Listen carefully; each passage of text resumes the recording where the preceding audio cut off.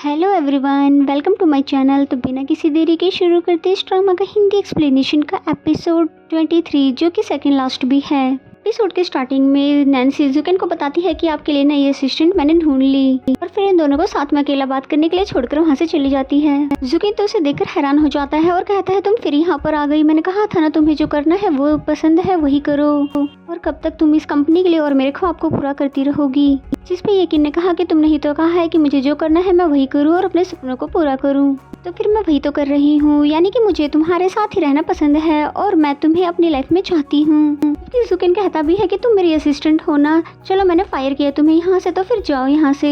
पर यकीन ने तो ठान लिया है कि वो यहाँ से कहीं भी नहीं जाएगी, और बताती है कि हम दोनों ही पहले छोटे थे और हमारे पास इतनी अकल नहीं थी, इसलिए मुझको लगता है कि हम दोनों को खुद को एक चांस देना चाहिए।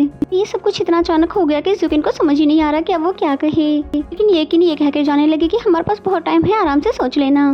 इसी में ऑफिस से जाने के बाद नैन्सी जुआन से मिलना चाहती थी, लेकिन वो तो घर पर ही नहीं था, और अपने घर पर आकर देखती है तो मम्मी घर पर नहीं है। फिर जैसे अपने रूम में आती है तो जुआन को वहाँ बैठा देखती है, बिल्कुल सियाचिन की तरह कपड़े पहनकर राइटिंग करते हुए। और जुआन को ऐसे देखकर एक सेकंड के लिए तो वो बिल्कुल हैरान हो जाती है, और फिर जुआन ने बताया कि ये कपड़े मुझे आंटी ने दिए हैं। फिर बताता है कि तुम्हारे कपड़े वो रहे पड़े, इसलिए तुम इसे पहन लो। लेकिन नैन्सी को तो कुछ भी समझ नहीं आ रहा था कि हो क्या रहा है। जिस पे जुआन ने बताया कि मैं डिसअपियर होने से पहले तुम्हारा डिसऑर्डर ठीक करना चाहता हूँ, और मैं जानता हूँ कि तुम ब्रेव बनने की कोशिश कर रही हो और अपनी फीलिंग हमें नहीं बताती हो। कम से कम मेरे बारे में सोच लो, क्या मुझे अच्छा लगेगा अगर मैं डिसअपियर हो गया तुम्हारे ठीक होने से पहले। देन नैन्सी ने भी स्कूल वाली ड्रेसिंग कर ली और जुआन खड़ा होकर उसका वेट कर रहा था, और उसे देखकर तुरंत ही उसे छोड़कर वहाँ से चला जाता है, जैसे सियाचिन क्या करता था। नैन्सी भी उन सभी बातों को याद करते हुए इसके पीछे दौड़ने लगी, और फिर जुआन स्कूल पहुंचकर नेमोरिटी रूम में चला जाता है, जहां पर नैन्सी भी उसे फॉलो करते हुए आ जाती है। और जुआन को देखते हैं जो कि सियाचिन की तरह बैठकर सेम सीनरी बना रहा था, और नैन्सी ये सिचुएशन पहले भी फेस कर चुकी थी जब वो उसको अपना फीलिंग बताने के लिए आई थी, लेकिन वो नहीं बता पाई थी। और ये सब देखकर नैन्सी सियाचिन के साथ बिताए हुए लम्हों को याद करने लगती है कि कैसे वो हमेशा उसे डरता रहता था, कभी भी उसको अपने पास नहीं आने देता था, और नैन्सी हमेशा उसके पास आने की कोशिश करती रही, यहाँ तक कि सियाचिन ने तो उसके खातिर अपनी जान भी कुर्बान कर दी। और फिर नैन्सी रोते हुए बोलती है कि सियाचिन मुझे माफ कर देना, मैंने हमेशा सिर्फ अपनी फीलिंग ही बताने की तुमसे सोची। अच्छा होता कि मुझे तुमसे कभी प्यार ही नहीं हुआ होता, और ना ही तुम्हें मैंने हेल्प के लिए कहा होता, और तुम आज जिंदा होते और मैं इस दुनिया से चली गई होती। तभी जुआन उसके पास आकर उसे हक करता है और संभालते हुए कहता है कि पागल लड़की, अगर तुम मर जाती तो तुम्हें पता है वो कितना ज्यादा अपसेट हो जाता, क्योंकि वो भी तुम्हें पसंद करता था और बहुत ज्यादा प्यार करता था। वो भी बिल्कुल बचपन से तुम्हारी तरह ही, बस वो भी तुम्हारी तरह ही डरता रहता था अपनी फीलिंग बताने के लिए, और कभी वो अपनी फीलिंग नहीं बता पाया। पर उसने मेरे ख्वाब में आकर अपनी फीलिंग बताई, और वो तुम्हारे लिए अपनी जान क्यों देता अगर वो तुमसे प्यार नहीं करता तो। और उसने तुम्हारी खातिर अपनी जान कुर्बान की, क्योंकि ये उसकी चॉइस थी, और जो कुछ भी अब मैं कर रहा हूँ ये मेरी चॉइस है। इसके बाद जुआन अपने हाथ में फायर लेकर आता है, और हम देखते हैं कि नैन्सी को ना तो पैनिक अटैक आता है, ना ही उसे फायर से डर लगता है। लेकिन नैन्सी बहुत ज्यादा खुश हो जाती है, जिस पे उसे थैंक यू बोलती है। तभी जुआन उसे किस कर देता है कि अब जुआन का मिशन कंप्लीट हो गया है, और फेरिजन के अकॉर्डिंग अब उसे हमेशा के लिए यहाँ से डिसअपियर होना है। हम देखते हैं कि बिल्कुल वैसा ही होता है, यानी कि जुआन वहाँ से गायब हो जाता है।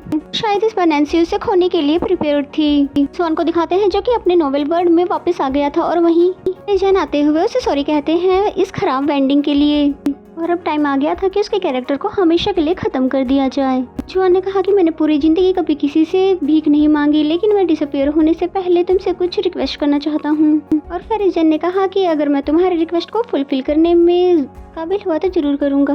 और जुआन ने रिक्वेस्ट की कि मेरे जाने के बाद नैन्सी को कोई ऐसे इंसान से मिला दे जो कि हमेशा उसका ख्याल रखे, उससे प्यार करे और उसे कभी भी तकलीफ ना होने दे। लेकिन इस बार मेरी तरह किसी बैड से मत मिलवा देना, बल्कि किसी अच्छे हीरो से मिलवा देना जो वो डिजर्व करती है। और वो खुद को अपना बैड कह रहा था, इसलिए फेरिजन उसे 10 साल पहले की कहानी सुनाने लगा, जहाँ से ये सब स्टार्ट हुआ था और उसे कितनी ज्यादा मुसीबतों का सामना करना पड़ा था। वो एक हैप्पी सोल हुआ करता था, और उसे सुपर पावर से डस्टबिन में एक पेपर फेंकते सियाचिन ने देख लिया था। और फिर सियाचिन उनसे पूछने लगा कि आपने ये सब कैसे किया, जिस पे उन्होंने बोला कि अगर तुम मुझे अपनी कैंडी दे दोगे तो मैं तुम्हें बता दूंगा। जिस पे सियाचिन ने तो अपनी कैंडी शेयर कर ली, और फिर फेरिजन बताने लगे क्योंकि मैं अडल्ट हूँ इसलिए ऐसा कर सकता हूँ। सियाचिन बच्चा था, कोई बेवकूफ तो नहीं था। वो बोलता है आपने मेरी कैंडी भी ले ली, ऊपर से मुझसे झूठ भी बोला, इसलिए अब इसके पैसे वापस करो।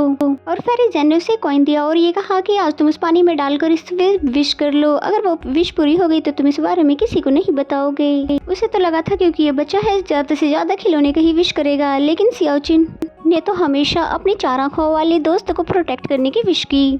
और यहाँ तो फेरीजैन भी मुसीबत में पड़ गई क्योंकि जिंदगी का क्या भरोसा और लाइफ का लेना और देना उसके हाथों में थोड़ी ना था। फिर भी फेरीजैन को ये यकीन था कि जब सियाओचिन बड़ा हो जाएगा तो नैन्सी को भूल जाएगा जब वो दूसरी लड़कियों से मिलेगा तो। लेकिन वो तो अपनी बात का इतना पक्का निकला कि उसको भूलना तो दूर की बात है, उसने उसकी खातिर अपनी जान भी दे दी। लेकिन वो तो चला गया, मुझे मुसीबत में हमेशा के लिए डाल गया। और मैं तो पहले जानता भी नहीं था कि वो 4 आंखों वाली लड़की कौन है। लेकिन जब मैंने उसके पास वो कॉइन देखी जो कि सियाओचिन को दिया था, तभी मैंने उससे पहचाना। और मैं इतने सालों तक वहाँ बैठकर उसका इंतजार करता रहा कि कभी वो कोई विश मांगेगी तो मैं उसे पूरी करके हैप्पी कर दूंगा, लेकिन उसने कभी भी कोई विश नहीं मांगी। और जब फाइनली उसने अनफॉरगेटेबल लव की विश की तो मुझे उसे पूरी ही करनी पड़ी। जिस पे जुआन ने पूछा मैं ही क्यों, आपने उस चीज के लिए मुझे ही क्यों चूज किया। जिसके बाद फेरीजैन ने उसे सियाओचिन की डायरी दी जिसमें उसने जुआन का कैरेक्टर क्रिएट किया था और उसे सुपर पावर दी, यानी कि सियाओचिन ही वो पहला इंसान था जिसने जुआन का कैरेक्टर पहले बनाया था और वो नैन्सी के नोवेल का कैरेक्टर नहीं था। और वो बचपन से ही नैन्सी को पसंद करता था, इसीलिए उसने जुआन का कैरेक्टर ड्रॉ किया जो कि हमेशा उसकी 4 आंखों वाली फ्रेंड को प्रोटेक्ट करे। और उसकी इस दुनिया से जाने के बाद उसकी सारे थिंकिंग और थॉट तुम्हारे अंदर आ गए और तुमने वही किया जो हमेशा वो करना चाहता था। और तुम्हें बहुत ज्यादा कांग्रेचुलेशंस कि तुमने आखिरी टेस्ट भी पास कर लिया। जुआन तो ये सब सुन के बहुत ज्यादा हैरान हो जाता है कि आखिरी टेस्ट और किस तरह का टेस्ट, और आपने तो कहा था कि इस मिशन को पूरा करने के बाद मैं हमेशा के लिए डिसअपियर हो जाऊंगा। जिसपे फेरीजैन ने कहा कि मैंने बिल्कुल ठीक कहा था, इसका मतलब ये हुआ कि आपसे जुआन का कैरेक्टर हमेशा के लिए डिसअपियर हो गया है। और इसी के साथ वो टेलीपोर्ट होकर रियल वर्ल्ड में आ जाता है और अब किसी भी नॉवेल का वो कैरेक्टर नहीं रहा, ना ही उसके पास अब सुपर पावर्स रही, बल्कि अब वो इंसान बन गया है जो कि हमेशा के लिए इस दुनिया में रहने वाला है। और नैन्सी तो उसे देखकर बहुत ज्यादा खुश हो जाती है, उसे तो उम्मीद भी नहीं थी कि जुआन वापस आ जाएगा। और जुआन भी बहुत ज्यादा खुश था और फिर सियाओचिन की डायरी दिखाता है और साथ ही वो कहानी भी सुनाता है जो कि फेरीजैन ने उसे सुनाई थी। और फिर नैन्सी को चिढ़ाते हुए बोलता है कि मुझे फेरीजैन ने बताया है कि अगर नैन्सी इस दुनिया में तुम्हारा ख्याल नहीं रख पाई तो मैं तुम्हें वापस ले आऊंगा। जिसपे नैन्सी उसे फौरन ही किस कर देती है और फिर बदला लेने के लिए जुआन भी उसे किस करने लगा। और फाइनली यहाँ से इनकी हैप्पी लाइफ स्टार्ट हो जाती है। और फ्रेंड्स, अगर आपको मेरा एक्सप्लेनेशन अच्छा लगता है तो वीडियो को लाइक कर दीजिए और चैनल को सब्सक्राइब नहीं किया तो प्लीज सब्सक्राइब कर दीजिए। एंड देन ये इनको दिखाया जाता है जो कि कंपनी में अब एज अ असिस्टेंट काम कर रही थी, लेकिन बाकी के सभी स्टाफ को उसके साथ काम करने में बहुत ज्यादा नर्वस फील हो रहा था।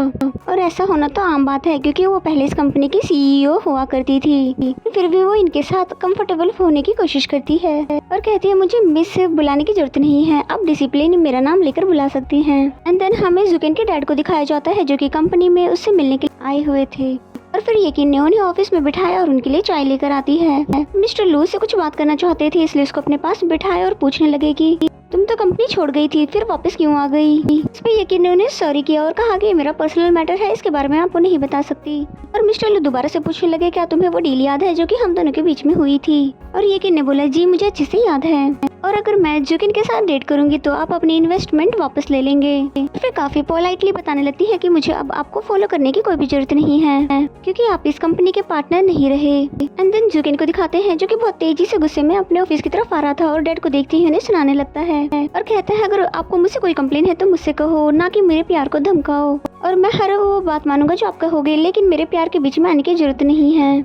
और मिस्टर लू तो इनका गुस्सा देख कर भी बहुत ही ज्यादा खुश होते हैं और कहने लगते हैं कि ये कौन सा तरीका है अपने डैड से बात करने का। खैर ये चाय बहुत अच्छी थी और तुमने बताया नहीं कि तुम्हारी कंपनी में इतनी अच्छी चाय मिलती है, और कभी मेरे ऑफिस में भी भेजना। और ये कहकर वो यहाँ से चले जाते हैं और यहाँ जुकिन को तो यकीन ही नहीं होता है कि अचानक से वो इतने अच्छे कैसे बन गए। और फिर यकीन से पूछता है क्या तुमसे उन्होंने कुछ कहा था। फ्लैशबैक से पता चलता है कि उन्होंने कहा था कि ये सब कुछ करके मैं बस अपने बेटे को स्ट्रॉन्ग बनाना चाहता था, इसलिए वो उसे सॉरी भी कहते हैं। वैसे मैं कभी भी तुम दोनों के बीच में नहीं आना चाहता था, मैं तो बस इतना जानना चाहता था कि मेरा बेटा अपनी पसंद के लिए क्या कुछ कर सकता है। यकीन तो बहुत ज्यादा खुश थी और कहती है तुम्हारे डैड ने क्या कहा ये मैटर नहीं करता, लेकिन अभी अभी जो कुछ भी तुमने कहा है वो सब मेरे लिए बहुत ज्यादा मैटर करता है। और इसके साथ ही यकीन ने उसे किस कर दिया जो कि इनकी फर्स्ट किस थी। एंड देन नेक्स्ट सीन में नैन्सी और जॉन को दिखाया जाता है जिन्होंने मॉम को पूरी कहानी सुनाई और सॉरी भी करते हैं कि हमने आपको पहले सच नहीं बताया। तो पहले तो मॉम नाराज होती है, फिर मजे में जॉन का कान खींचने लगती है और कहती है कि तुम वाकई इंसान बन गए हो, क्योंकि उसे दर्द जो हुआ है इसका मतलब तो वो इंसान बन गया है। फिर उससे वादा करने के लिए कहती है कि तुम नैन्सी को कभी भी छोड़कर नहीं जाओगे। इस पे जॉन भी खुशी खुशी से उनसे प्रॉमिस कर लेता है और मॉम तो नेक्स्ट प्रोसीजर के बारे में ही सोचने लगी। वो इन दोनों की शादी थी, लेकिन मॉम को अभी भी टेंशन थी कि तुम फ्यूचर में अपने बच्चों के रजिस्ट्रेशन कैसे करवाओगे। जिस पे जॉन ने अपनी आईडी दिखा दी और कहने लगता है कि मैं अब इस दुनिया का हिस्सा बन गया हूँ, मेरे पास यहाँ पे रहने के फुली राइट्स है। और इसके बाद तो मॉम बहुत मजे से इनके बच्चों के बारे में डिस्कस करने लगी। हाँ, ये तीनों ही बहुत ज्यादा खुश थे। और फिर इसी सीन के साथ ये एपिसोड यहीं पे खत्म हो जाता है। तो मेरा एक्सप्लेनेशन अगर आपको अच्छा लगता है तो वीडियो को लाइक करें। तो मिलते हैं लास्ट एपिसोड में, तब तक के लिए bye bye and take care.